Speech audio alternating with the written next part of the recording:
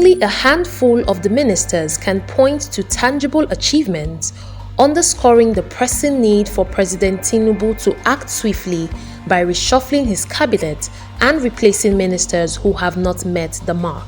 That reshuffling eventually happened on the 23rd of October 2024, where the president sacked 5 ministers who have underperformed in the last 1 year and almost 5 months. These are the ministers and their offices. 1. Minister of Housing and Urban Development, Abdullahi Gwarzo. One of President Tinubu's campaign promises was to construct 10,000 homes for Nigerians. However, after more than a year in office, not a single home has been built under the Ministry of Housing and Urban Development. In addition, the ministry has failed to address the chaotic state of the real estate market, where landlords impose exorbitant rent hikes and unregulated agents run unchecked. If the ministry cannot deliver on its mandate, perhaps it is time to consider scrapping it altogether. 2.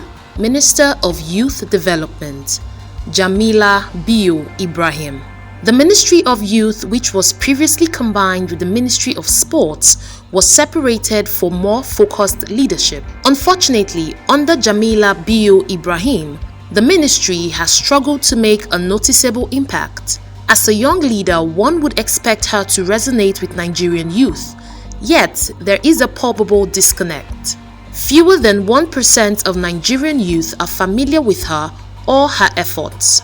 Over a year in office, there have been no notable achievements in youth empowerment, capacity building programs, or grassroots initiatives. Following the dismissal of the minister, she locked her Twitter account. Looks like one way to dodge accountability. 3. Minister of Women Affairs, Uju Kennedy Ohaneye. Having spent a year plus in office as the Minister of Women Affairs, Uju Kennedy had made various promises and pledges that were never implemented. According to Daily Trust, these are but a few controversies believed to be the reason behind the eviction of Uju from office. She threatened to sue the United Nations on October 16, 2023, for allegedly mismanaging funds intended for Nigeria. She accused the UN of obtaining funds without remitting them and demanded accountability, stating that if no reports were provided by November 15, legal action would commence.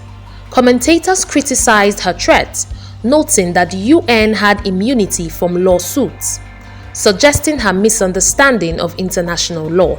Again, in September 2023, the minister apologized for comments made in a viral video about the sexual harassment scandal at the University of Calabar.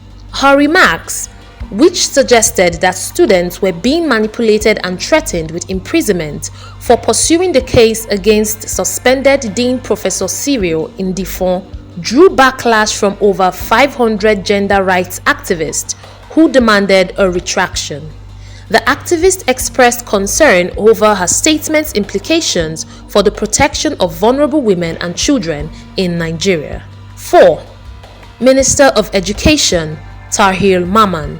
Appointed to be Minister of Education on the 12th of August 2023, sources said that Tahir Mamman's sack was not unconnected with the uproar generated by the age limit controversy for candidates that are eligible to write the West African Senior School Certificate and the National Examination Council and NABTEP examinations.